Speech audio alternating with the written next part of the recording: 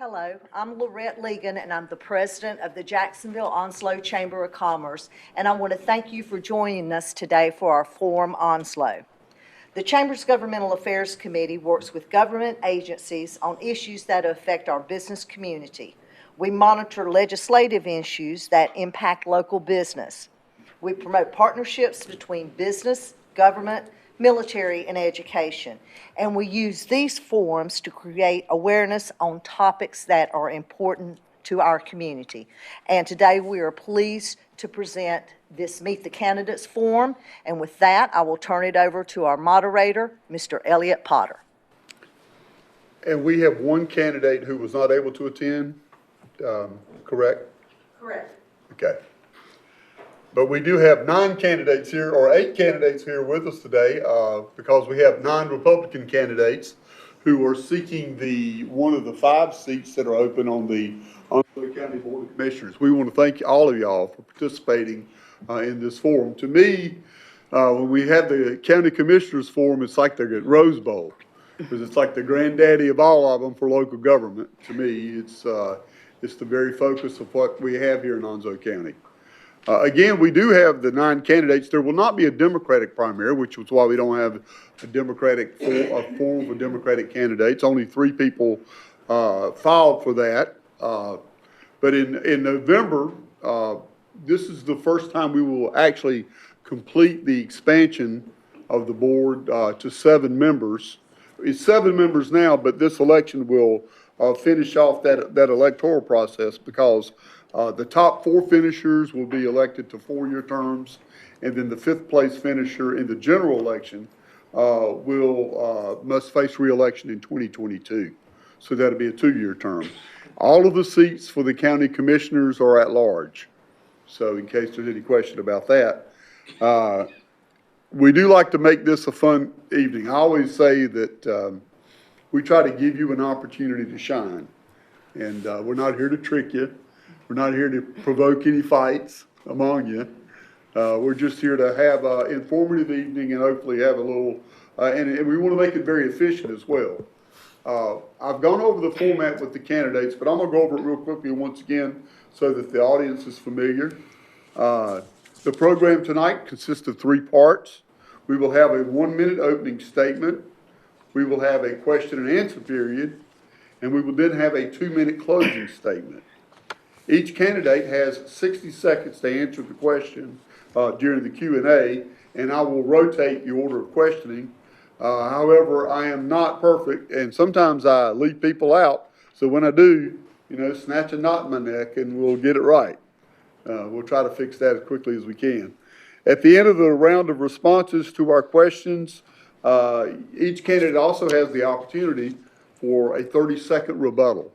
You only have one of those cards tonight because we have quite a few candidates. We want to try to get the program, the program in about 1.5 hours. But you have that opportunity. At the end of the round of questions, you'll raise your card. And if you have something that you want to add or respond to that someone else said, that would be the time to do it. You are limited to 1, so you got to use it wisely. At the end, we'll have summations, and as I said, you each will have 2 minutes for summations. If there was an issue that we didn't discuss, or perhaps more that you want to talk about an issue that we did discuss, that's your chance to do it as well. I would remind you that the format for this is a forum and it's not a debate. What does that mean? It means that we ask you to address the audience and not each other. And the audience will give everybody a round, if you will, hold off on your applause. We'll give everybody a round of applause at the end, providing, of course, that you guys do your job and meet your time limits, okay? So now we're going to go to the opening statements. We're going to start with you, Ms. Argenbright, and we're going to go right down the row. And during that opening statement, we want to basically, you can say what you want, but we would like for you to state your name, provide us a sentence or 2 of background information, and including the area that you reside and your occupation. All right. Any questions about the program tonight from the candidates? All right, let's get going. All right, good evening, everyone. My name is William Martin Bright.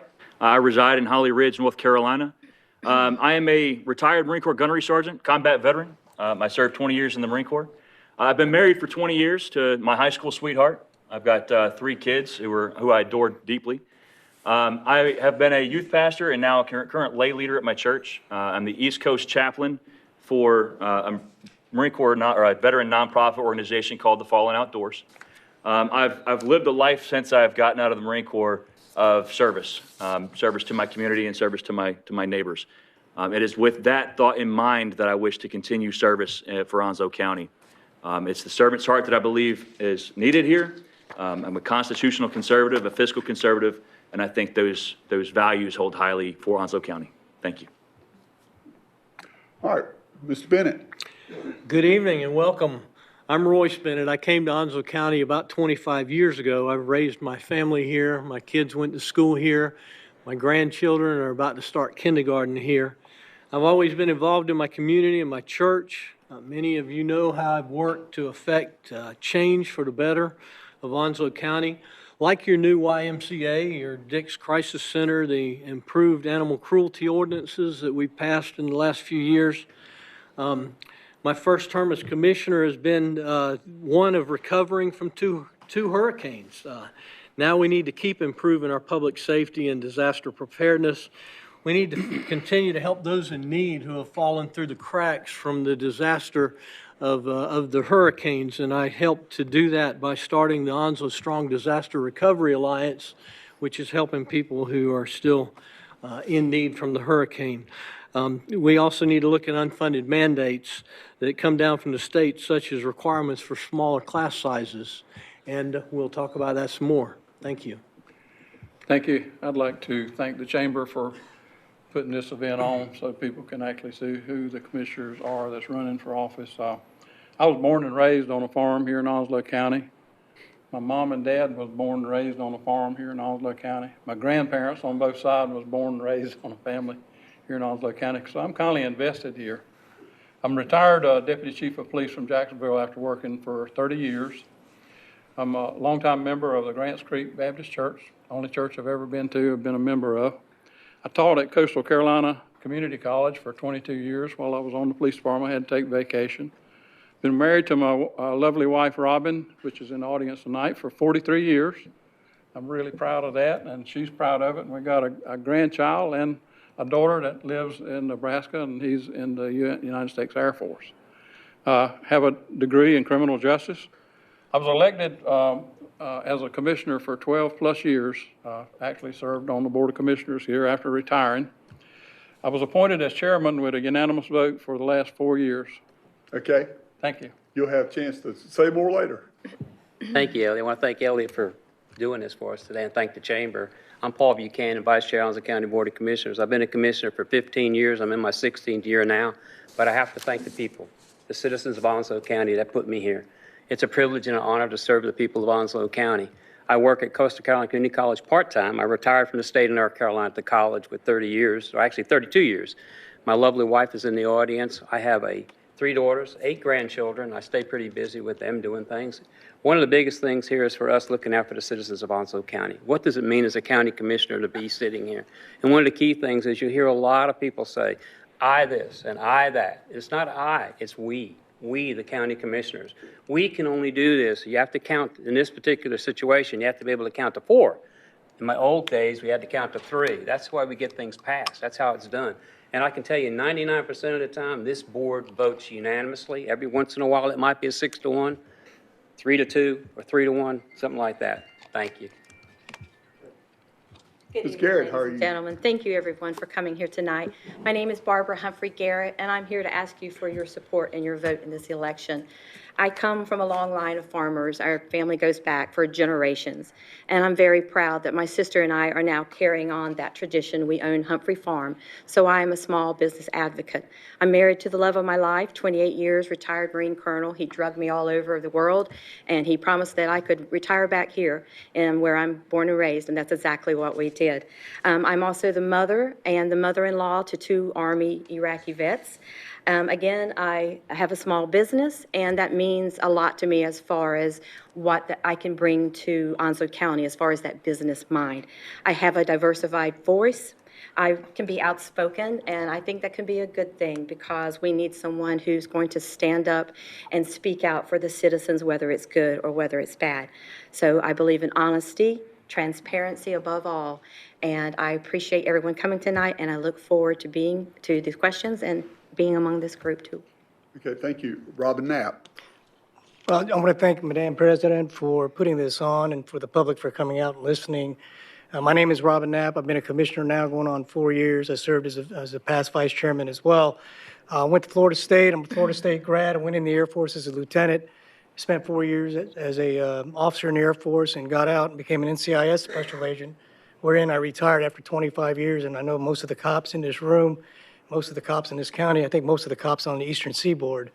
But it's been my privilege to serve as a county commissioner. One of my passions that I pursued during my first term was the Dix Crisis Center, and we got that done. It is up and running within 3 years, and I am very, very proud of that accomplishment. I'm also married to a mental health therapist, and my lovely wife Kelly's here. I have 3 beautiful daughters and a son, and I have a beautiful grandson named Kylan. And right now, I just feel that there's other projects that are ongoing that I need to pursue and to keep going for the county. And one last thing, I am not an advocate of taxes, and I've stood my ground on that several times. Thank you. Mr. Court, how are you? Good, thank you. Okay. Ready? I'm Cynthia LaCourte. I first came to Onslow County in 1990, as many people do, a young military spouse. I've raised 3 children here. They've all graduated from local public high schools, and I reside in Swansboro. During the time that I was an active duty military spouse, I was a key volunteer coordinator. That's kind of a link between the command and the parents of Marines and the spouses of Marines. And we passed communication, especially during wartime. And that was during wartime that I volunteered, and I was very proud to do so and be that link between the command. And volunteering is something that is not foreign to me, and I'm going to talk a little bit more about that in my 2 minutes at the end, because I see I'm out of time. Thank you. And Walter Scott. Okay, thank you first of all for having us here tonight. My name is Walter Scott. I'm married to Laura. I am from a small community that's called the 9 Mile, which I'm extremely proud of. I'm a retired veteran. I got some law enforcement experience. I've got a lot of other experience in the insurance industry. Got a small business that my wife and I own together. Got a lot to do for Onslow County. I've been very, very, very active in the local arena here in Onslow for years. I have a lot to offer. I will go to bat for everyone. As you can well see that I think I'm going to bring a special thing to the Board of Commissioners. I'm asking your support, and I look forward to working for everyone. Thank you. Okay, Mr. Scott, we're going to start this round of questioning with you, and we'll work our way back down in the opposite direction on the table. Can you identify for us the 1 or 2 biggest challenges that you think face our county government and how you would address those issues as a commissioner? The 1 and 2 things that's right neck to neck that I see in the county is the Board of County budget and the addiction problem that we have in the county as a whole. The county budget, I believe we have done a wonderful job, and it's because the citizens of Onslow County are paying their taxes. And I personally want to thank, because I'm a taxpayer myself, for those of you who do pay the taxes, because that's what keeps our tax base down. The addiction problem is something else. It's a national problem, but here we do have a new center that is up and running There's a lot of good things that we can do to fine tune that. There's going to be a lot of emphasis if I'm elected as your commissioner in the Dix Crisis Center. I am pro for, now for that, we have got to come together to change the atmosphere in that area. Thank you.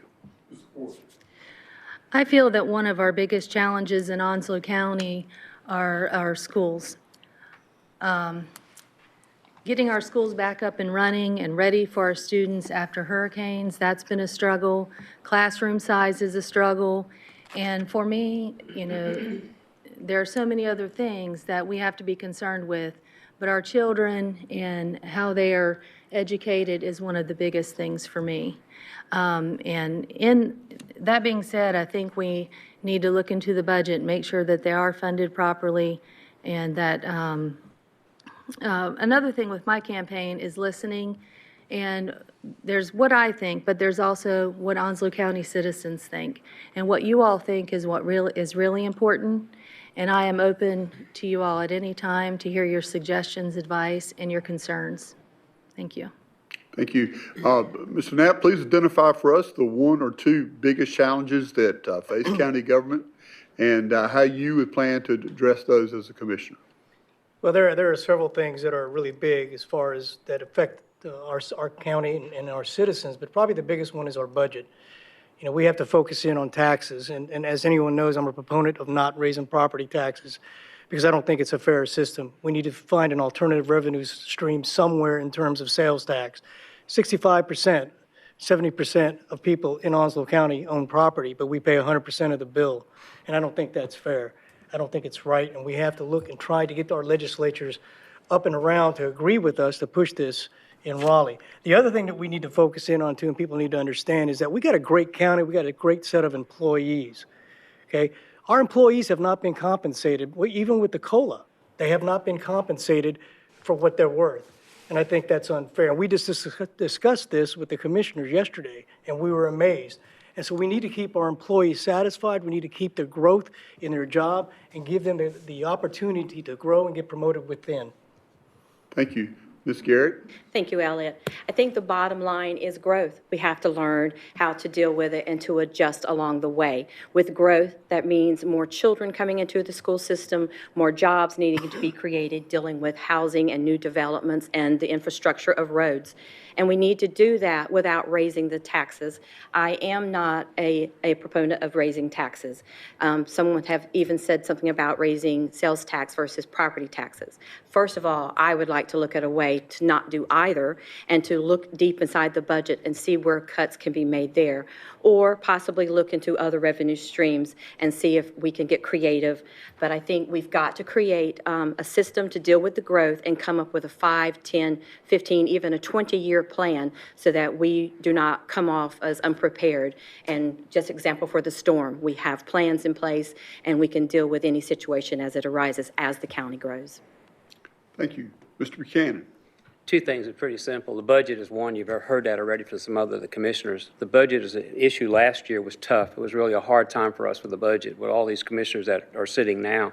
But the thing that has happened now, the budget, they've already started the budget process, and Sharon Russell, who's our new interim county manager, if anybody hasn't met her, you need to meet her. That individual has worked hard on this budget. We're way ahead of the time with the budget, and we're dealing with the growth and everything else in that budget. But the key thing that happened yesterday, what really upset me and Commissioner Knapp, was we found out that our employees aren't getting longevity or merit pay, and we thought that there was a step increase in each one of those areas, and it turned out to be there's not. So now we have to have a workshop and find out how we can take care of our employees, and it's a big part of the budget with us. The other thing is public safety. Public safety is a big problem for us. The sheriff's in here today. He can tell you he's shorthanded deputies, he's shorthanded bailiffs, he's shorthanded detention officers. It takes money to do that. We're having a hard time on the fire side of the house, the rescue side of the house, finding volunteers in the voluntary committees to work with these areas. Okay, thank you. Mr. Bright? Thank you, sir. I think we talked about this yesterday in our budget workshop, but addressing substance abuse and mental illness. If we didn't have those issues, we could probably reduce our budget by millions of dollars, because those things drive the cost of everything else with sheriff's office, with detention. with EMS calls. I think we started with the crisis center, we're working towards that, but that's a big problem, substance abuse, and I'm not talking about necessarily drugs, I'm talking about maybe alcohol too. School funding, that's already been mentioned. When we had the bids come in for the 2 schools that we were mandated to build, we had budgeted for $24 million apiece. Those schools came in at $30 million apiece, so $11 million that we required to build those schools that's mandated by the state. We don't have a choice. We have to build them because of the student population growth. Okay, thank you. Mr. Bennett? Thank you, sir. You know, budget and taxes are a big issue for, I think, for all of us, but the main reason that we have a problem with the budget and taxes is because of the unfunded mandates that come down from the state government. They tell us that we have to reduce class sizes, which means we have to build more schools, which means we have to have local property taxes to do that. That's not funded anywhere else. It's funded by you, the taxpayer. They tell us that we have to increase our contribution to state employee retirement system. Cost you, the taxpayer, a half a penny of property tax. They told us that we had to increase the salaries of all employees that are on the state payroll system to $15 an hour. It costs you, the taxpayers, almost a half a penny of your property tax. Those are the issues that we have to address with our state legislature. We have to stop these unfunded mandates and find other revenue sources. And Will Arganbright. I've got to echo what Commissioner Bennett said. The unfunded mandates are a terrible, terrible problem. We have to figure out a way to do that. There's only 2 ways to adjust a budget. You either cut or you increase the funds. I don't think taxing is the right way to do it. But one thing that I didn't hear tonight was increase your tax base. I think bringing in more people, bringing in more tourism, bringing in industry, exports, things that other people can help us to increase our budget. That's one thing that I think is a major player. And the second is our opioid crisis. That, to me, is one of the most damaging things in our community. The Dix Crisis Center was a great first step. It was wonderful. But that's not the only step that can be taken. We need to talk about long-term care. We need to talk about an aftercare process, a sponsorship process, something similar maybe to the AA program. Something that somebody who's been through that process and understands it can help those get through it too. Okay. Mr. Knapp has raised his voter card. I just want to clarify one thing real quick on the Dix Crisis Center. We have an oversight committee, and we've already made strides in the long-term funding of these particular facilities. We have several county government that are involved, and we are moving in the right direction. It costs money, but we have people stepping up to the plate to donate that money. The Dix Crisis Center has been a major success, and now we're interjoined with Carteret County, Craven County, and now we're possibly looking at New Hanover County. And I commend the staff for working hard on that because that is something that we foresaw and that we're undertaking now. Okay. And Mr. Buchanan. The quarter cent sales tax. I heard somebody say that's not a good idea. That's the best idea. We did it once already, quarter cent sales tax. It generates from $5.1 to $5.6 million. That's, everybody pays that in the whole county. Everybody pays that. Not just the taxpayers, like what was said a while ago, Mr. Knapp was talking about 60% of us pay all the bills. The quarter cent sales tax, we're allowed to do one more quarter cent sales tax, and we need to get our legislators to help us with that. That's right. And that will help out the whole community. Okay. I want to tell you that I do have heard a lot of issues that will be brought up in some of the questions that are coming up, so you'll have opportunity maybe to address those later on. I also want to say that as I have talked to the candidates, they know that when the time limit is up to just finish their sentence. A minute is not a lot of time to answer a question, so I do try to be lenient with that, but everybody has done a great job. I just want the audience to know how we work this, that I have asked you to stop. So if it sounds like you're stopping abruptly, you're just kind of doing what you were asked to do, and I appreciate it. Mr. Bennett, we're going to start this round of questions with you and work back down, and then we'll come back to you, Will. Sort of this question, I guess, was changed a little bit with the breaking news, but now that the county has adopted a new funding formula for the school system, I'd like to know what issues lie ahead for Onslow County schools that the commissioners still may need to address. Well, We certainly hope that the funding formula is going to provide the funding that the schools need from now until hopefully long into the future. The big issue, the funding formula actually caused us budget issues a couple years ago, and just as soon as we could after that situation, we terminated that formula, and we now have a formula that is related to our revenue, so that hopefully we don't get into the position that we were in a few years ago where we had to raise more revenue in order to fund the formula and the new schools that we need. So I think we've addressed that situation, and I hope it's going to go into the future and take care of our school needs for the future. I would, don't have time to say much else, so I guess Okay. that's it. Thank you. Mr. Bright. The funding formula, we worked diligently with the school board and with staff, and there was 3 commissioners on the study group. There was 3 Board of Education members on the study group. We were tasked with the idea to come up with options for the school funding, so we wouldn't have to wait for the 11th hour like we did last year. We were at in June before we could ever come to an agreement with the funding, and it's hard for the school board to do their budget when they don't know what their revenue is going to be. It's hard for the county commissioners to do their budget when we don't know what we have to provide to them, and that's mandated. We have to provide operational and maintenance costs. We have to maintain the capital improvement for the buildings. So we do have now a basic relationship with the school board that we've never had before. We have joined that conjunction with the 2 boards, and we're communicating now. Our interim county manager works every day to make that goal happen. Okay, thank you. Mr. Buchanan. You go back to the formula. The formula is just one of those things we passed yesterday, which the Board of Education will pass that tomorrow, and then we'll do a signing on our next commissioners meeting. But it's so important that we've already built 3 schools since I've been a commissioner, and we have 2 new schools we haven't broke ground on. Now, that's the money that Jack was just talking about, came in $11 million over budget. The biggest thing that we have to deal with is we have 700 and some odd Marines coming from Pendleton within the next 5 years. We have 1,500 construction workers that are going to work on the base. That's going to be a lot more housing. It's going to be a lot more dealing with the schools. And we can tell you that almost every year, there's 360 new students come to Onslow County. That's a big issue for us, and it's going to be a big thing. But this formula is going to be a big help to us right now, dealing with that situation. Okay, thank you. Ms. Garrett?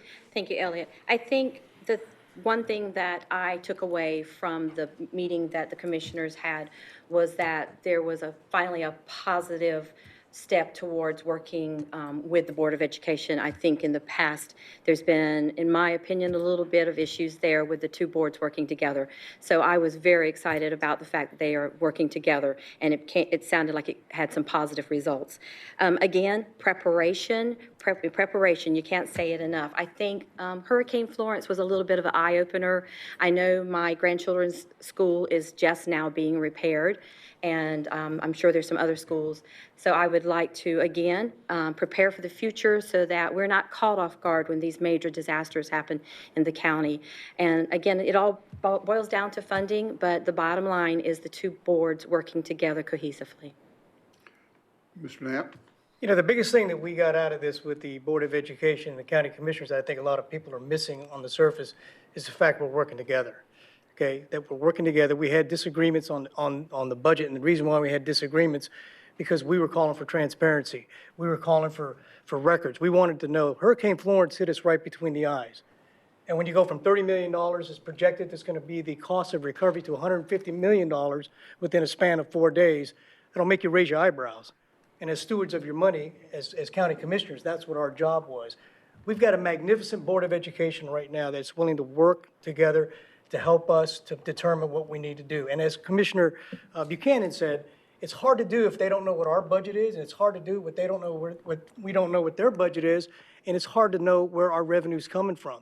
So to me, this is a big, big success for us to work together to come to an agreement to make sure that they can see how we're being funded, because education is our #1 priority with the Board of Commissioners, and it's going to be so for many years to come. Okay. Ms. Court? Yes, I think the biggest challenge will be growth. We may be building these new schools, but Onslow County continues to grow. And things on the base continue to develop and grow as well under our current presidential administration. So I feel like over the next, if President Trump is reelected, I think we'll continue to grow as a county, and Camp Lejeune will continue to grow, and then we'll have increased number of students here over the next 5 years. Okay. Mr. Scott? Okay, I truly believe that, and it is amazing to find out that they are working together. I was extremely happy and proud of what the two boards have actually accomplished. It's time that we put our children first. There's going to be needs that's going to change. It's going to change on the yearly basis. We're looking at our military to expand. I'm hoping there's going to be some industry of some type that's coming into Onslow County. I'm looking for the future of Onslow County to be bright. But exactly what the school system needs, it's 36.1%, and it's projected to go out to year 2023 and beyond. The team, it's got to be a team effort. There's no way that we can do it by ourselves. It's got to be on paper, and we've got to know what we're paying for. But I have got to support the kids and their future. Thank you. Okay, and Mr. Ardenbright? I really applaud the current sitting commissioners for coming up with this formula. It is going to help in the future. Where we have future issues to look at, we're going to look at traffic patterns. You build a new school, there's going to be new ways to get there, and new traffic that's going to be caused by that. So traffic lights are going to be an issue. Roadways are going to be an issue. We need to take a look at that and plan in advance before it sneaks up on us. I think housing is going to become an issue, and making sure we're zoning properly, and we're not taking into or losing sight of the fact that these schools are popping up. Growth is going to be a big issue, but it's a good issue. It's a good thing to have. We have a lot of growth. That means we got to increase the number of schools. We increase the number of schools. We increase the number of students. We increase the number of students. That's future potential growth for our community. And again, it goes back down to the tax base. More people, more jobs, more economy, and it's a bright future for Onslow County. Okay. I think we got everybody there, right? Okay. This time we'll start with you, Mr. Court. I'd like to know, the county commissioners have been asked to address the issue of tethering of dogs. What should the county's response be to this issue? Again, I'm about listening to Onslow County citizens and taking your opinions and using those on the board when I'm elected. However, personally, I feel like every call to our animal services has to be looked at individually. There are some cases where tethering may not be in abusive situations, and other cases where it may be abusive, in my opinion. So I believe that the animal services needs to have the control over that and look into it, as they are hired and paid to do by Onslow County. Mr. Knapp? Jack, Bijou, and Rascal. Those are my 3 rescue dogs, and I push for animal tethering. But I don't mean tethering where we make it completely illegal, because we have to be careful here. Because there are hunters out there who tether their dogs and give them 20 feet to 25 feet to roam around, and it's very humane. Okay, that's what they're trained to do. But there is a love for animals in this county, and I'm one of them. My family's one of them. My wife is one of them, and we love our animals. And for me to see a dog sit out in the cold weather, 32 degrees, for 5 hours or 4 hours is inhumane. And we need to push for some type of anti-tethering / humane law within Onslow County as an ordinance, okay? And we need to enforce those ordinances with strict fines, because look, a lot of people may not be animal lovers, but your dog, your cat is just a part of your family as your brother or sister. They're part of mine. I take care of them. If you're responsible enough to own a dog, be responsible enough to take care of a dog, feed a dog, and get it the right medical treatment. And I'm going to be pushing for that as well. Thank you. Elliot, I can't think of many things that I'm more passionate about than animal abuse and making sure that our animals, our pets, and our livestock is taken care of in Onslow County. Some people would say I passed being a crazy cat lady about 4 cats ago. That's what they say. But It's not even just about tethering to me. It's setting up a TNR program to deal with the feral cats, which is a huge problem here in Onslow County. It's also about creating spay and neuter clinics to deal with those who can't afford the cost of taking their pets to get spayed and neutered. I work closely with animal control, and I can tell you they are desperate for funding and they are desperate for resources. We do not even own a livestock trailer, so that when they make a call out for livestock abuse, they can't do anything about it. So tethering is very near to me. I believe in it, and as Robin said, we cannot do 100%, but we've got to find a balance for all the citizens of Onslow County. Okay? Thank Mr. you. Buchanan. I believe all of us probably have a lot of rescue dogs. I have had 2 or 3 in the past. I have one right now. It's aging out pretty much. The biggest thing that we have with our animal services, they're working very hard, and we just gave them, I think, 3 or 4 officers last year to help with their services to the community. And one of the key things is the complaints that we had on tethering were all non-founded because of the fact that the dog had shelter, had food, had water, and that's a key thing. But our ordinances are pretty strict, and the ordinances work very well. And what we were told by the director of that organization, that they were doing everything they could. That's why we gave them some more officers last year to assist them in any type of animal cruelty. And I'm totally against any animal cruelty, I can tell you that. I've had horses before, and I've seen where people have misused those also. But the tethering law is something that we do have some strict guidelines, and our officers are going out checking on them, and the ones that we were told about were basically unfounded. Thank you. Thank you. Thank you, Elliot. I'm also looking at the possibility of a total no tethering ordinance, but the key thing here is animal abuse. If you abuse an animal, I don't care if he's tethered, you can abuse an animal that's not tethered. So I think the key here is any animal that's abused, and we have ordinances in place for that. Matter of fact, we're expanding our animal services shelter now at the rate of $4.2 million to house some of these animals that are abused, and we've taken those animals if they are abused.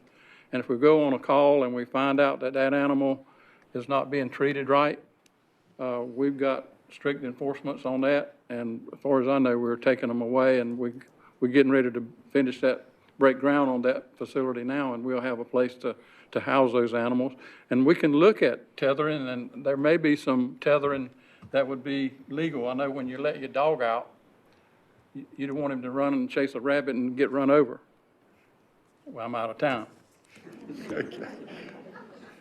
Mr. Bennett? Thank you again. You know, this issue came to my attention back in 2017 when a citizen brought it to me about cruelty in tethering. I went to our animal services director. I said, look, what is the issue? What do we have a problem with here?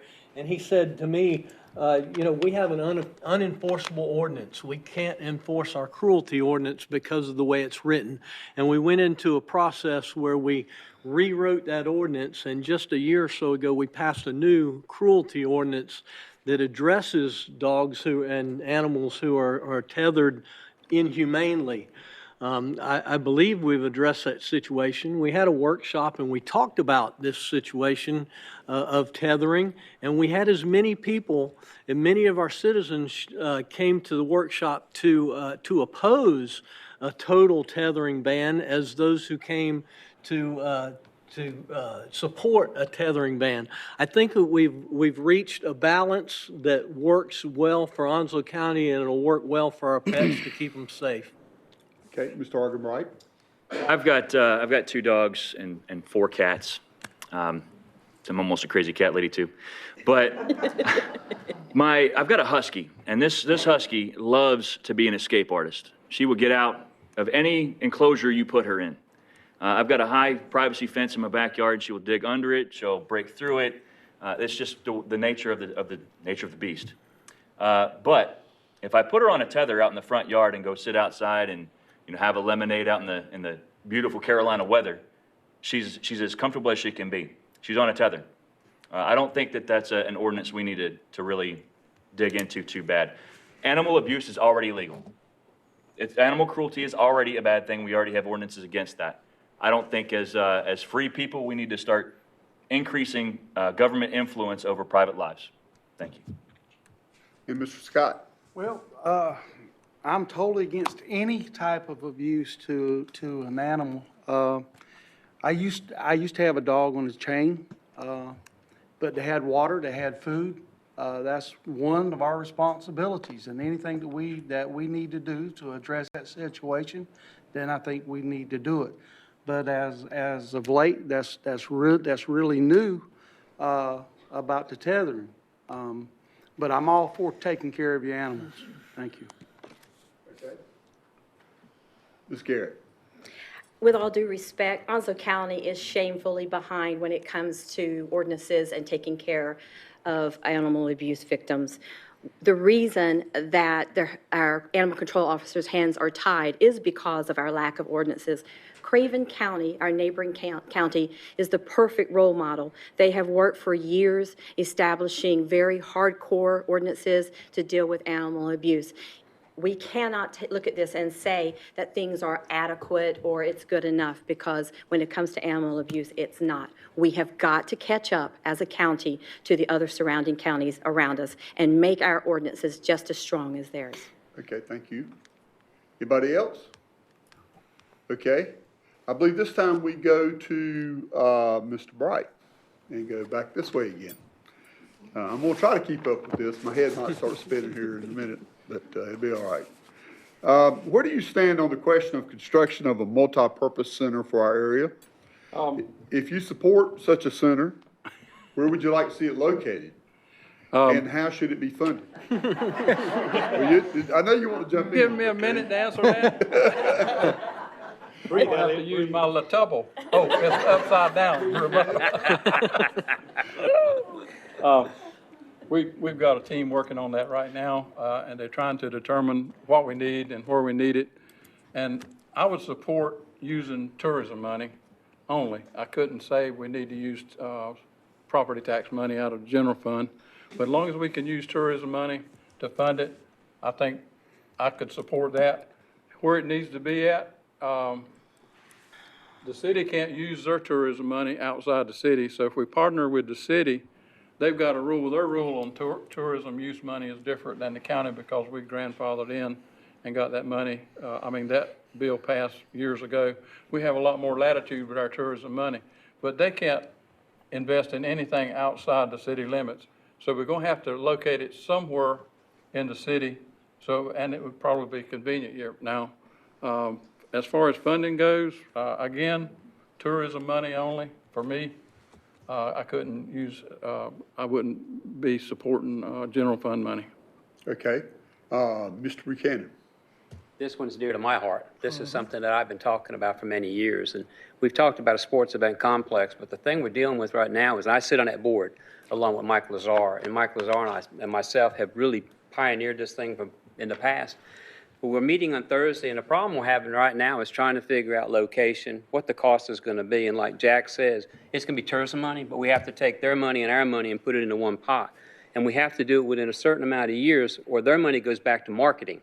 Right now, their marketing is low percentage, and they have the rest that they can use in capital improvement.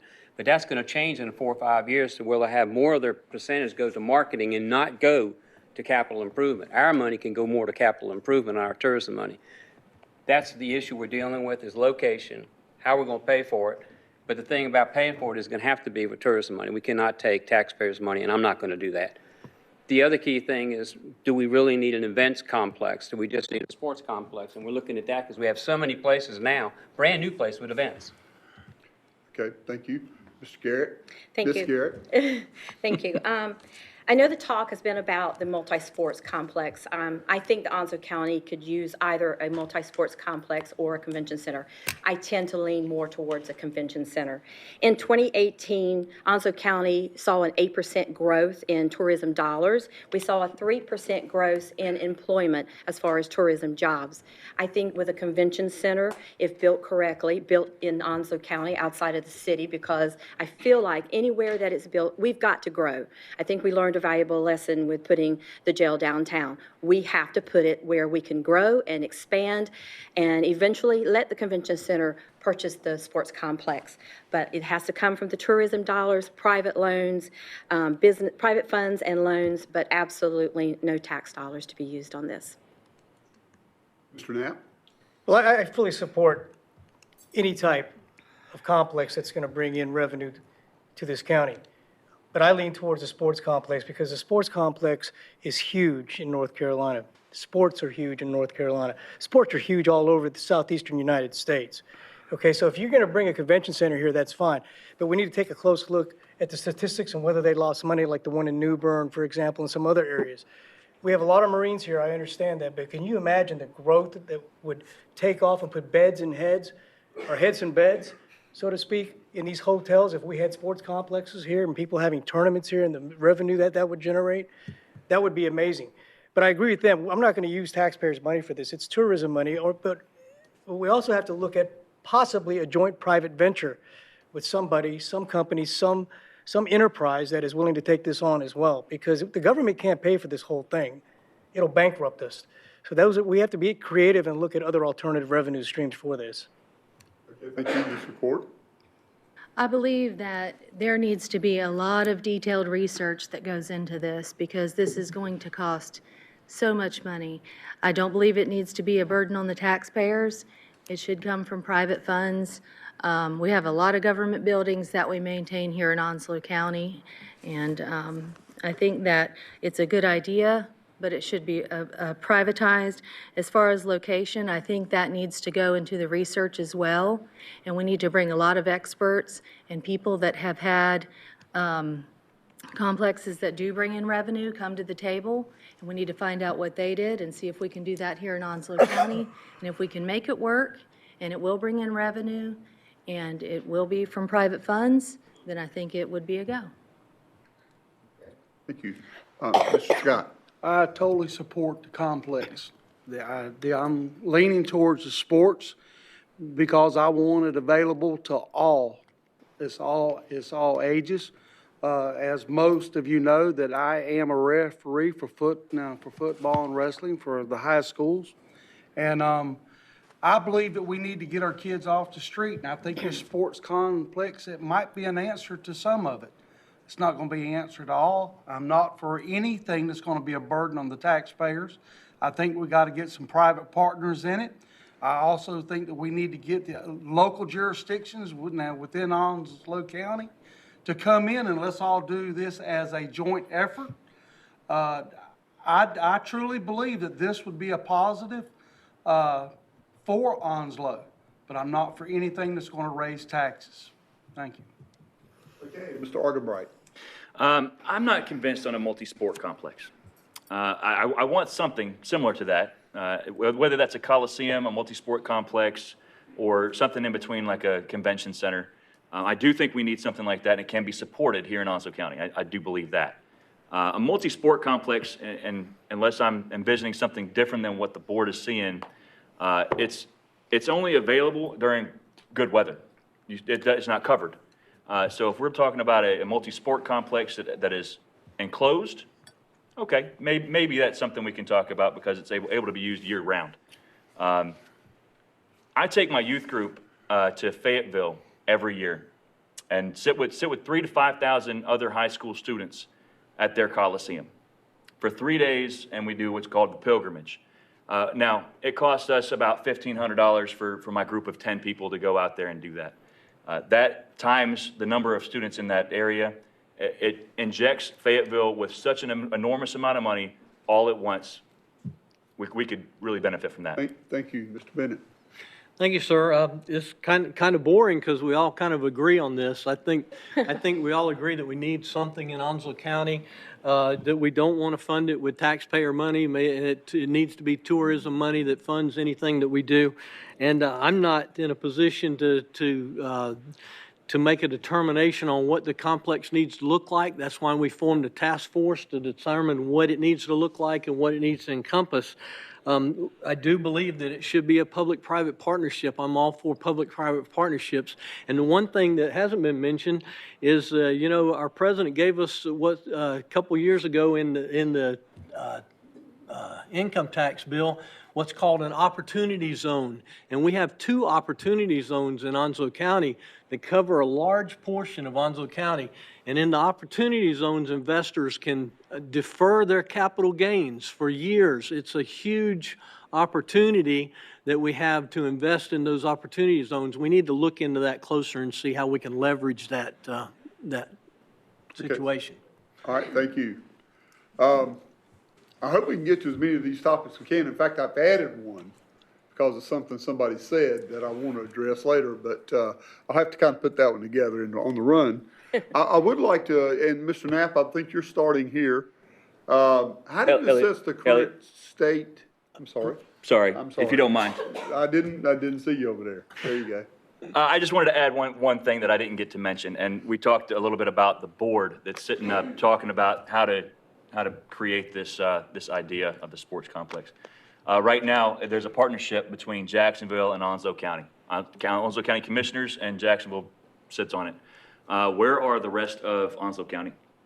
Where is Swansboro? Where is Holly Ridge? We are a county, and I believe each one of them should have a voice in this board process. Okay. All right. So I'm going to go back to this question, and sorry if I missed you. I'll try to look a little better. How do you assess the current state of job opportunities in Onslow County? How can we develop the kind of economy that provides a viable opportunity for our young people to stay here and thrive? That's a loaded question because that's going to involve industry. It's going to involve more companies coming here. And it goes back to what I said about property taxes. If the property taxes are high, the companies are not going to come here. Plain and simple. We have to find a business tax that's attractive to them to bring them here, to keep them here. And then we got to talk to our kids. We've got to educate our kids to give them some type of skill, some type of education. And when they get into those jobs, getting back to what I said before with the Onslow County government, is to give them light at the end of the tunnel so that they can progress in their jobs, that they can see that they can get promoted, they can get increases, and to make it profitable for them. There's no real set, easy question to this, okay, or answer to this, I should say.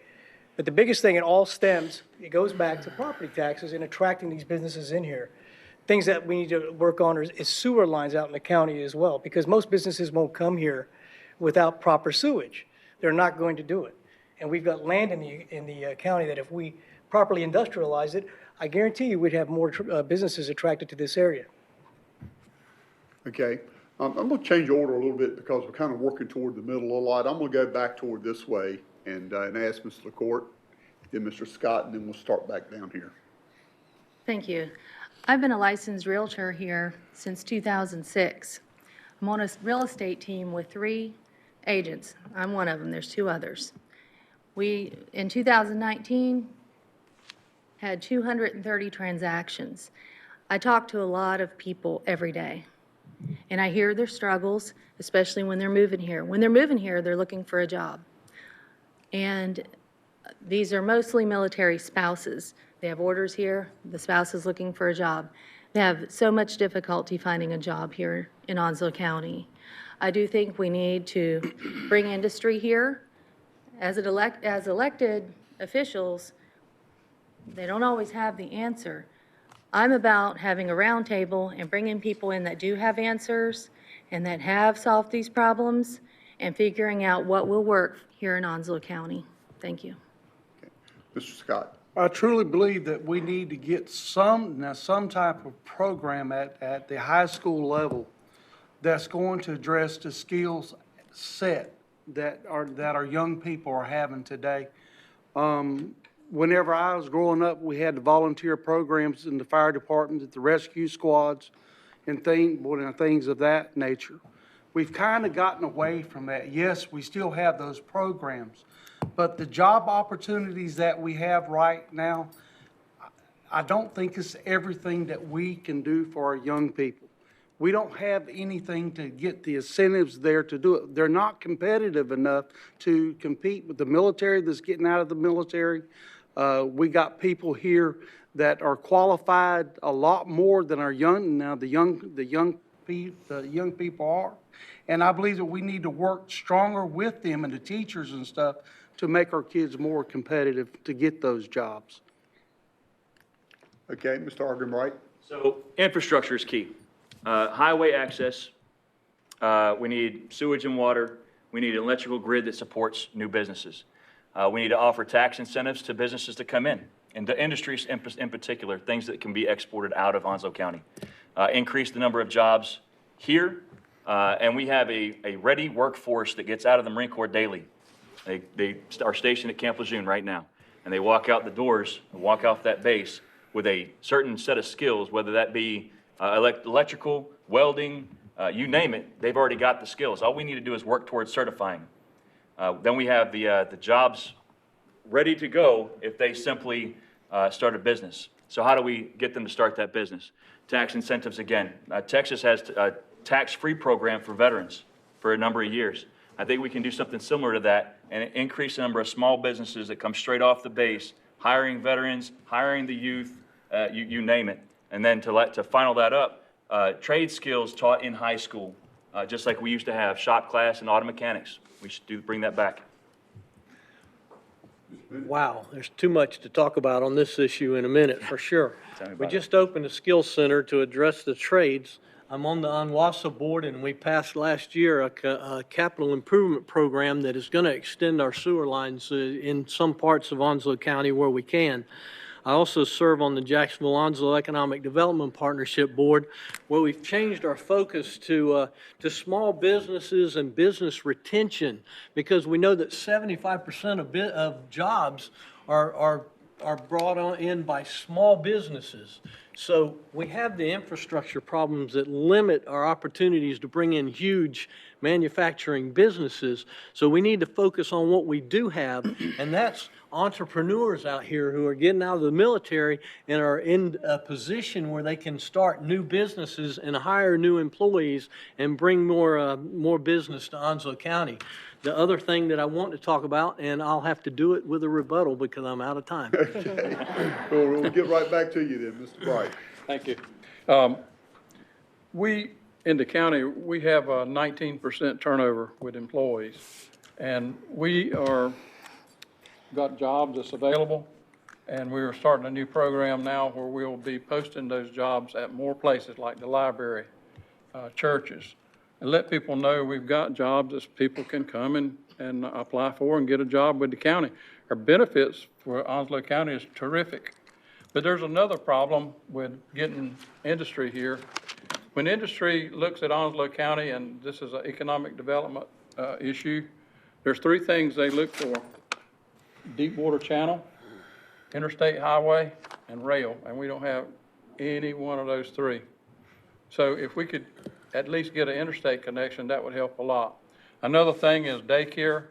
When you have to pay $200 a week to put your child in daycare, it's hard for a single mother to go out and work and pay all of her money just to keep her kid. And I could talk many, many, many hours on this, but I'm out of time. Okay.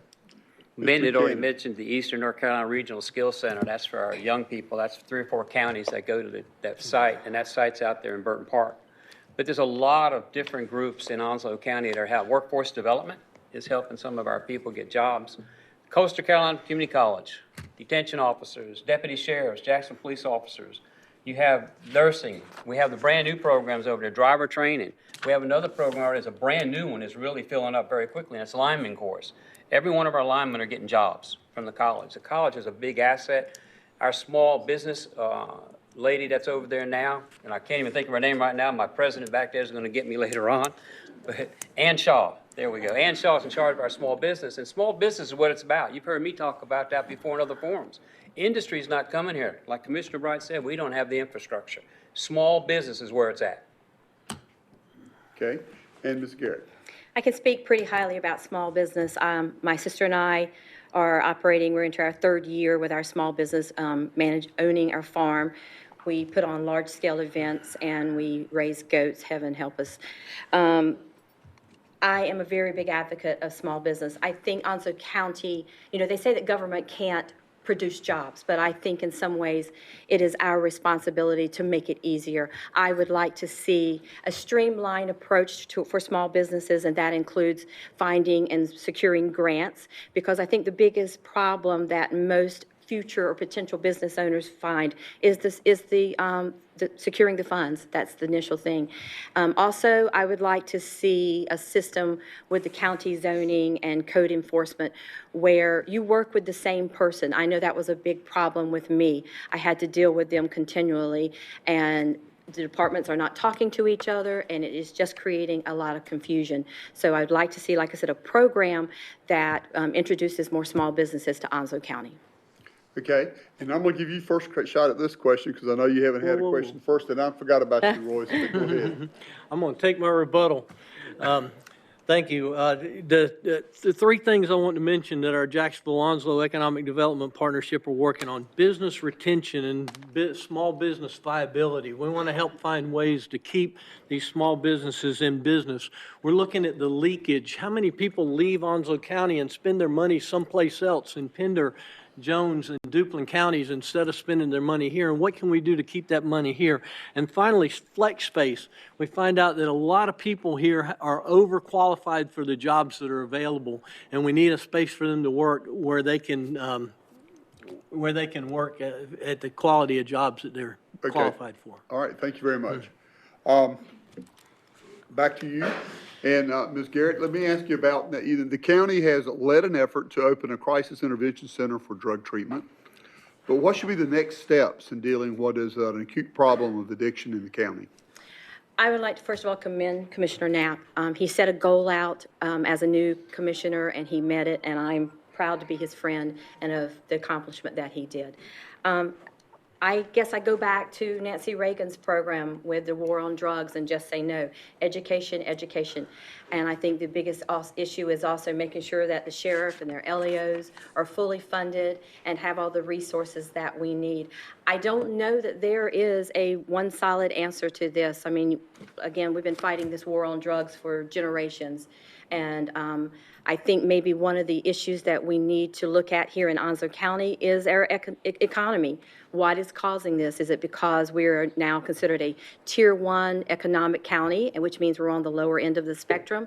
So with producing more job opportunities, but I think we've got to start educating our children more and getting more programs into schools, and again, giving our LEOs all the resources they need. Okay, Mr. Buchanan. Thank you. I think one of the things, Commissioner Knapp has worked hard. That was part of his campaign, but it took all of us to help him along with that process. But the thing is, I think we need long-term. I think that Mr. Knapp is probably going to tell you the same thing. We need long-term.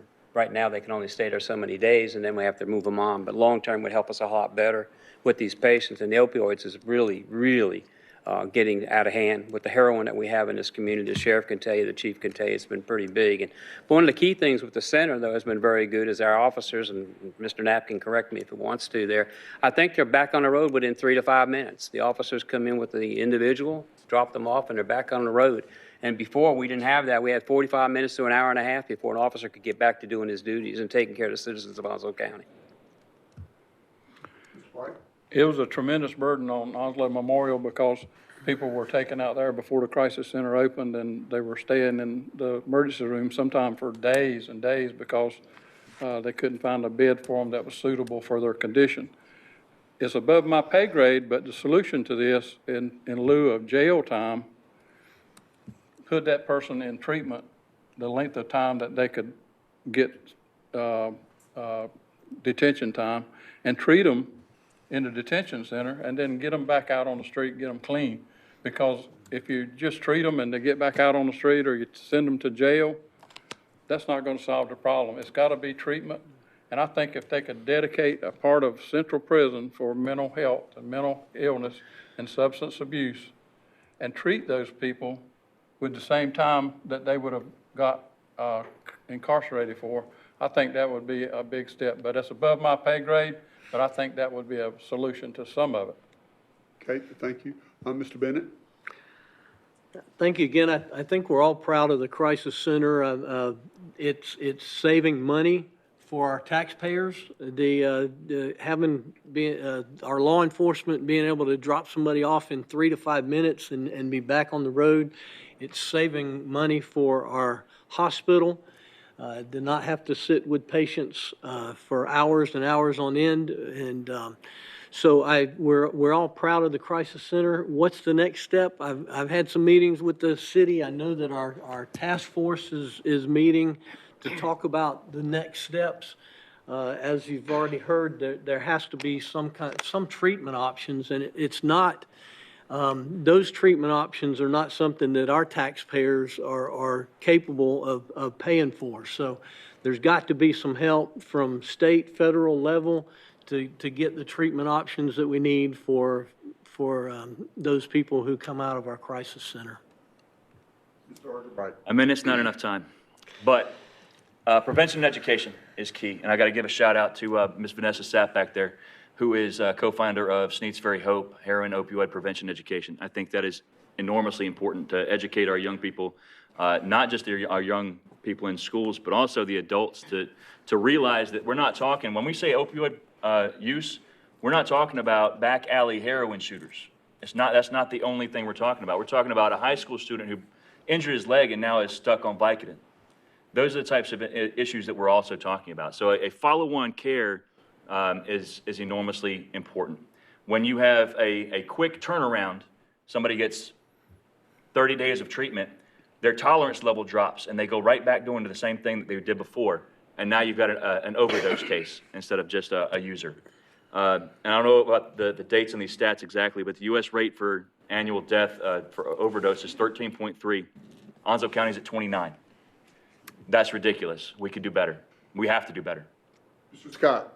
Well, as most of you know, this is very near and dear to my heart because on June 5th of this past year, I lost my son to this very thing.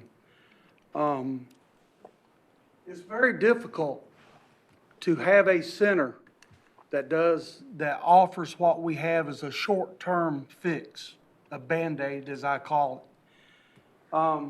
We need long-term care. 17 beds is not big enough. We need help for our young people.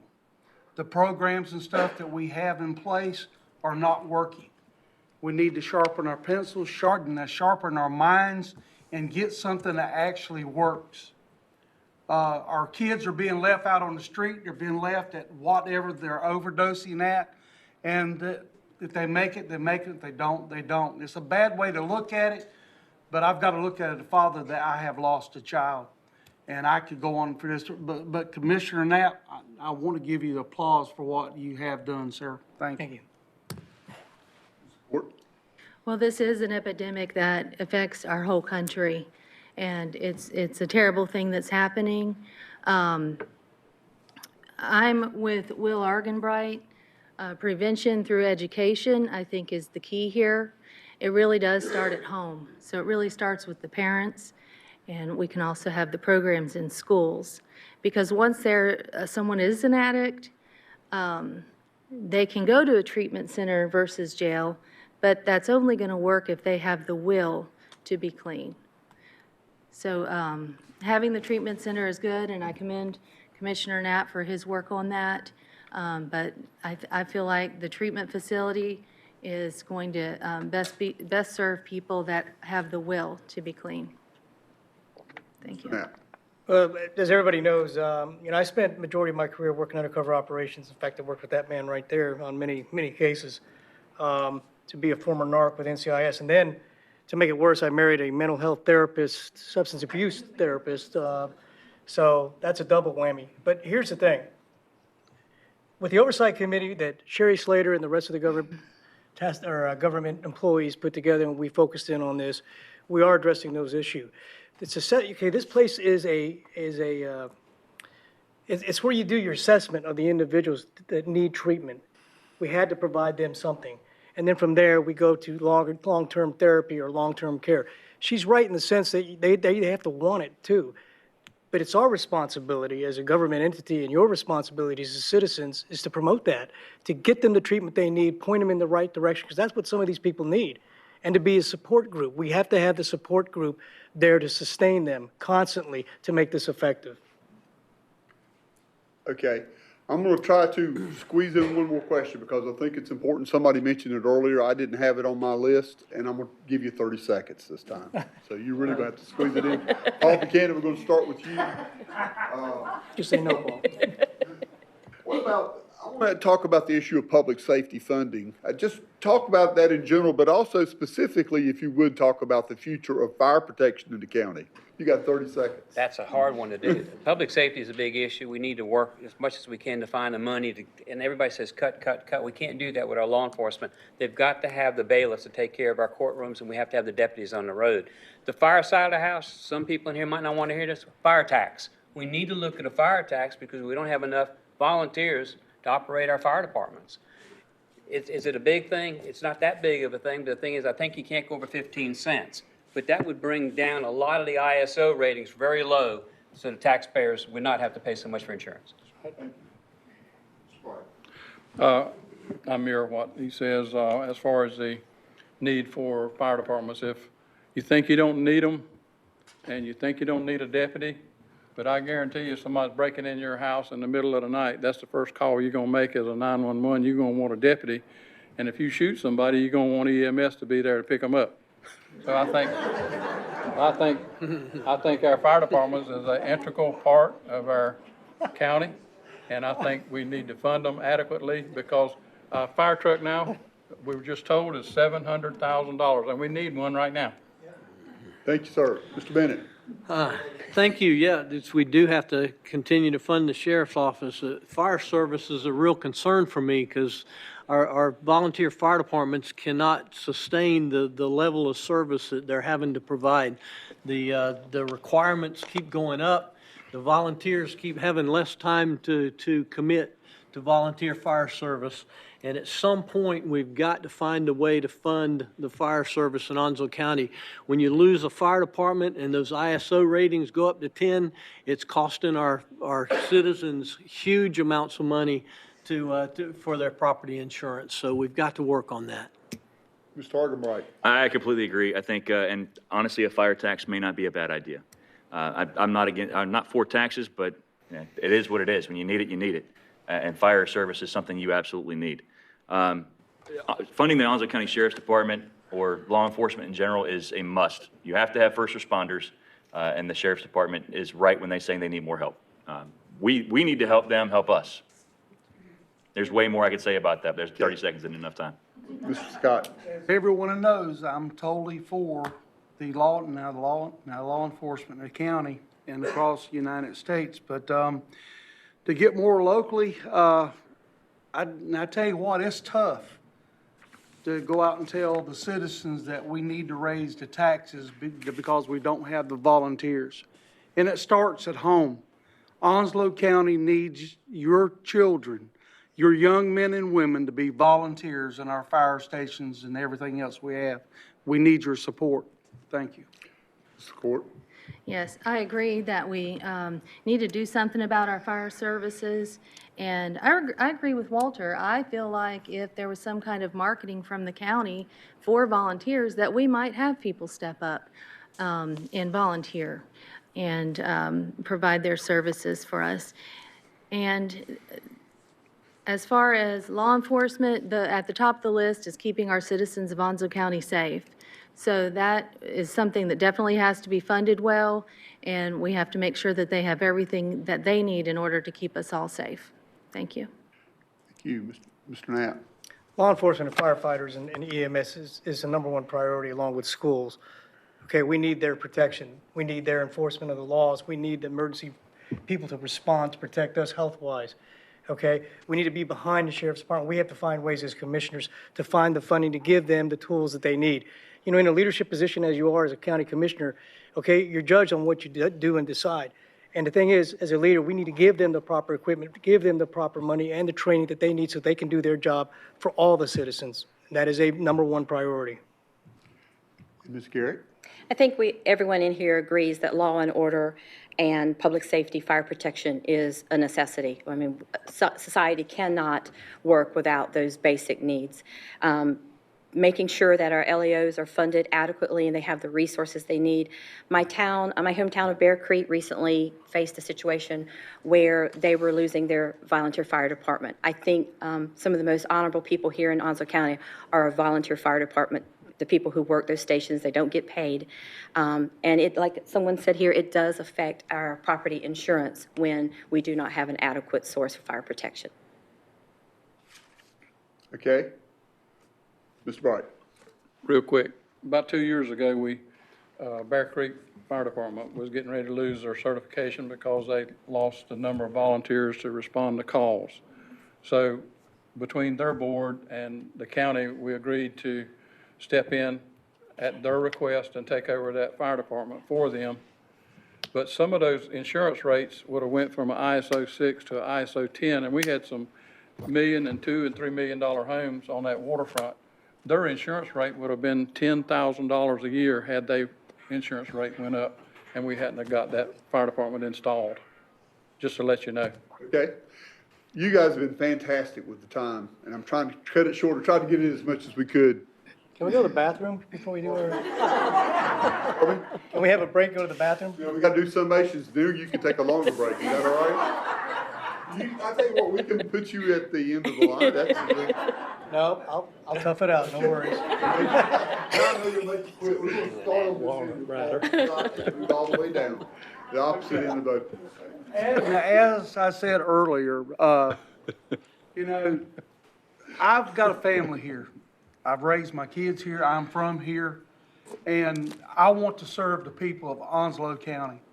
I've got 9 grandchildren. My youngest is 3 years old. I want to see her grow where Onslow County is going to be there for her. Because that's what it's all about. We want Onslow County to be there for our kids and the future of our citizens. We got 198,000 people in Onslow County, if not more. Got 24 precincts. Got a whole bunch of knowledge out there. We've got other jurisdictions that needs to be brought into the fold. We don't make the decisions for just individuals, but we're making decisions for all of Onslow County. We need everybody's input.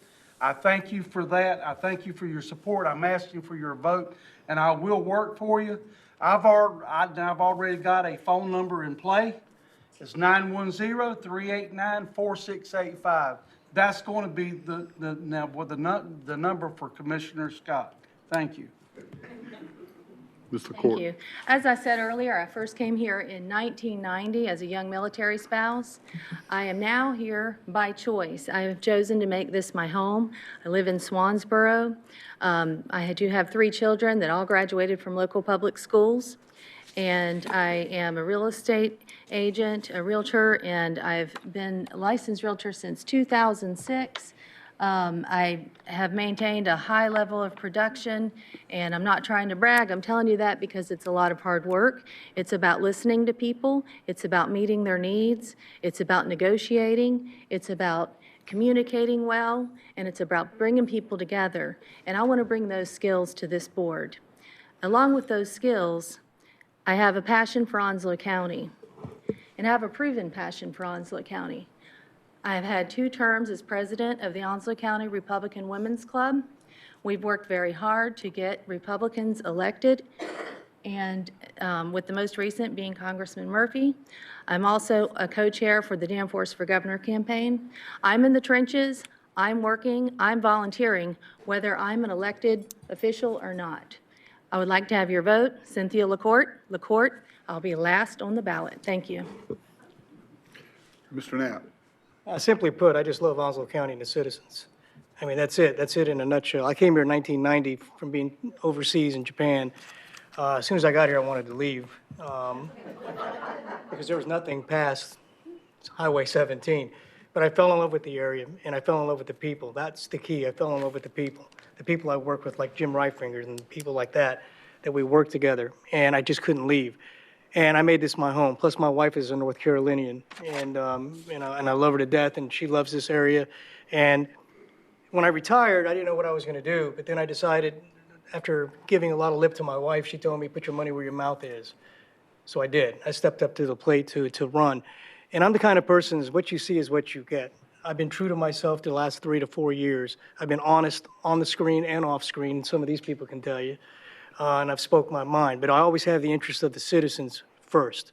I look at how would it affect me as a citizen, not, not just to throw something out there and vote on something because it doesn't really matter to me. Every vote, whether it's a land issue or whatever it might be, I take very seriously, and I listen. And the thing about it is that if you come to me, whether you're a Republican or a Democrat or a Libertarian or whatever you are, I don't really care. If you have an idea, my motto is change my mind. Just change my mind. Sit down and talk with me like one-on-one. I don't want to talk to you or down to you. I want to talk with you. And that's how I feel about it, and that's how I conducted my business. And I'll be honest, I'm very proud of the accomplishments, not only of myself during the last 3 years, but I'm proud of the accomplishments of the board and how we've moved forward. And I'm very, very proud of our Dix Crisis Center, because that took a lot of work from a lot of people. And we got it up and running in 3 years when people said that we would never get it up and running. So now I have new challenges with the staff, and I'm looking forward to it. And challenge me again and tell me we have nothing, or you can't get something done, and I guarantee you we'll get it done. All right, Ms. Garrett? So don't let this suit fool you. It's a nice suit. Normally, I've got jeans and a T-shirt and work boots, dirt under my fingernails. I've probably got some goat paraphernalia all over me. I'm a hard worker. My daddy said, anything that's worth its weight, you work hard for it. And I can guarantee you that I will do that. I'm creative. We have funded our family farm and our business out of pocket. We haven't done any loans, and that has been done through the use of creativity and thinking outside of the box. And I think that's what Onslow County needs a hard worker, someone who's going to think out of the box, who's willing to work with the other commissioners to get things done. And a lot of times, I think that's what Onslow County citizens see. They see a lot of talk and maybe not as much action as they would want to. I believe in full transparency, and I believe in honesty. And sometimes that's gotten me in trouble a little bit on social media because I do speak my mind. But if I see that it's something that is adverse for the citizens of Onslow County, I'm going to speak up. And if I see that it's something that will potentially and positively affect you, I'm going to speak up about that too. I would like to set up a couple of programs to acknowledge some of our citizens who work hard, some of our private citizens. I would also like to see the commissioners set up a Facebook page so people are more aware of what's going on. They're more aware of the meetings and things of that nature. I think I'm one of the few business owners here. I hire employees. I write paychecks every Friday. I have a passion. I have deep roots here. I have an invested interest. My grandchildren are here. And one of the main reasons I'm running is for their future. I want to set up a bright, shiny Onslow County, something that they can be proud of, people who will come live and decide they want to stay here because they love it like I do. Being born and raised here, and especially being raised on a farm, I see what Onslow County has to offer, and now I want to work so that everyone else can see it as well. Thank you. Thank you. Mr. Buchanan? Like I said earlier, it's a privilege and an honor to serve the citizens of Onslow County. I came here in 1964 as a Marine. I've served in Vietnam. I hold a Purple Heart from being in Vietnam. I also have a Purple Heart from being a deputy sheriff at Onslow County. I've been in the trenches for law enforcement for many years, along with Jack. We worked together quite a bit. I was a deputy sheriff of Onslow County, a Jacksonville police officer. I still hold status as a reserve police officer with Jacksonville. One of the key things, Onslow County is a great place to live, work, and play. The accomplishments of the boards, that's what people need to know. What did we do, the boards, this board that's sitting here now and the boards that I sat on in the past? There's a lot of accomplishments. Ellis Airport and the new tower that we have at the Ellis Airport. Government Center, that's a brand new building. The Dix Crisis Center, then again, Mr. Knapp had pushed hard for.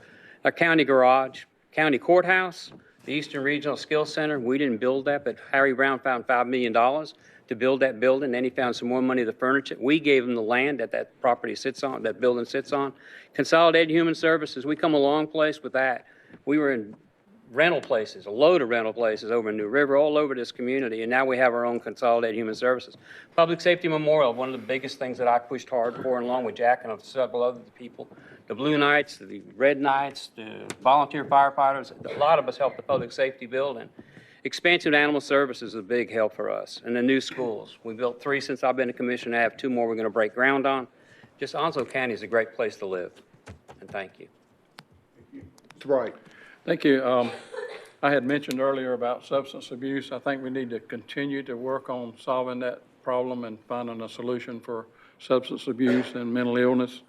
Our school funding, we pretty well got the funding mechanism down where we can have that budget ready and not wait till the last minute. But during Hurricane Florence, we had to, that storm was predicted to come in here at a Category 4 or 5. And our schools just wasn't structurally strong enough in our shelters to withstand that type of wind. And so we made a decision to send our refugees and our evacuees, out of town, and they actually went to Raleigh. And I guess they could be considered evacuees because they stayed up there so long. But anyway, it's a good thing we moved them to Raleigh because all those shelters, the roofs and the ceilings breached, and we would have had our people in a situation of danger. And what I'm getting at now is the schools that we're building now, that's $11 million over budget. Those schools are hardened now to withstand 150 mile per hour wind, and we're putting generators in those schools. So if the power goes out, those schools will be powered up, and that's what caused the biggest portion of the $125 million damage is because there was no climate control. For 9 days, the schools was without power, and guess what happens with mold and mildew? And that cost the school board and the state and the county millions of dollars to mitigate that. So now we're building those schools that we can use for shelters, and we're building those schools that we already had Dixon Middle School, we had Richlands Elementary School. Now we got 2 more schools that's being built right now. We'll be breaking ground on, I say we, the school board will, we'll be breaking ground on those, and those schools will be there for a shelter for us, and we'll have places to send our people that need shelter. Thank you. Mr. Bennett. Thank you again, Elliot and Kelsey. We appreciate it. I want to thank my wife and family and supporters who came tonight. It is indeed an honor to serve Onslow County. I'm invested in Onslow County, and I'm asking for your support for another term. I have personal goals, but my personal goals don't really matter unless they're the goals of this board. Our Board of Commissioners have to come together and agree on what the goals of our board are. Just yesterday, in a budget meeting, we agreed to 6 goals, and I'm going to read those real quickly. They're to sustain and retain a good, diverse, and inclusive workforce in Onslow County, to adequately fund public safety, particularly in regards to disaster preparedness and cybersecurity, to maintain fiscal responsibility and seek additional revenue sources, to continue to address mental health and substance abuse issues, to support waterway maintenance and storm cleanup, to scrutinize funding to nonprofits and outside agencies. We want to make sure that any agency that we're giving taxpayer money to is providing a service for Onslow County that we couldn't provide at a better, at a more economical way for taxpayers. My door's always open. I love to talk to people. I'm always available. Let's get together and talk about issues. If you have questions about what's going on in Onslow County, there are a lot of issues that are coming up in the next few years. Several that have already been mentioned, some that maybe haven't, landfill operations. We're going to have to expand the landfill in the next few years. That's a huge expense for Onslow County. Healthcare costs are affecting our budget. The county has to pay healthcare for employees. Those costs affect our budgets. Managing growth and code enforcement, all these things are issues that we're going to have to deal with in Onslow County. I'm prepared to help Onslow County through those issues, and I appreciate you being here and listening, and I appreciate your support for the next election. Thank you. Okay, Mr. Argenbright. Thank you all for coming out here and getting to know your future elected officials. I think it's important to take the time out, and it's even more important to recognize the fact that you took time out of your busy schedules to either sit here in the audience and listen to the ideas that we have, or to tune in on the G10 network and sit there at home watching what we have to say. I think that is incredibly important. And an educated voter is the right kind of voter, the voters that we need in Onslow County. When you elect a commissioner, you're not just electing someone to sit behind a desk and make decisions on behalf of Onslow County. You're electing someone who will be your voice. someone who will be your voice not just behind that desk, but someone who will be your voice to our state legislators, someone who will be your voice on a national front. You know, these are the things that we will go out and we will look for issues. And one of the things that I'm kind of surprised wasn't brought up today is the Second Amendment sanctuary county ordinances that have been popping up all over the place. If you have been paying attention to the news, you see the state of Virginia is in turmoil right now with the overextension of the government taking over Second Amendment rights. And now, when I say I'm a constitutional conservative, that's not lip service. I absolutely mean that. And I'll be in Richmond on the 20th for a Second Amendment rally. I encourage everyone else to go as well, because if Virginia falls, we're next. They're not going to stop at one state. Now, I would highly advise the board, and I hope that they'll take it up, to declare Onslow County a sanctuary city for the Second Amendment. Now, a lot of people will say that that has no teeth. Second Amendment declaration has no teeth. Well, that's absolutely right. It doesn't have any teeth. Neither does the Bill of Rights. It's just a piece of paper. The teeth belong with the people. And if you take an analogy, the Bill of Rights was the pouring of the dog bowl. And if you try to reach in and take that dog dish away, the dog's going to growl at you. Declaration of the Second Amendment sanctuary city is us growling. Get them any closer, we're going to bite. Okay, thank you. And we're ready to go here. Waiting for him to turn the microphone on. Okay. Let me just say this then. I want to thank all of y'all, because you did a great job and helped to get this program, and Kelsey, of course, did fantastic work in making this as efficient as it could be. Now I'll go. Your mic back on? Yes. Okay. I have the green light to go. And I do want to thank all the candidates. The professionalism you brought to this Meet the Candidates forum is truly impressive. The audience, the respect you showed for these candidates. Now's your chance. Give them all a big hand.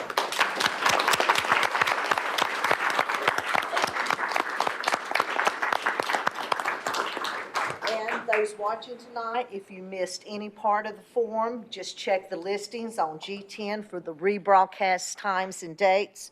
And everyone remember, your vote does count. Absentee ballot request forms are now available online at the Onslow County Board of Elections website, as well as the dates, times, and locations for early one-stop voting. Election days, March 3rd, 6:30 a.m. to 7:30 p.m. at your local precinct. On behalf of the Jacksonville Onslow Chamber of Commerce, thank you for joining us for this Meet the Candidates forum, and we are adjourned.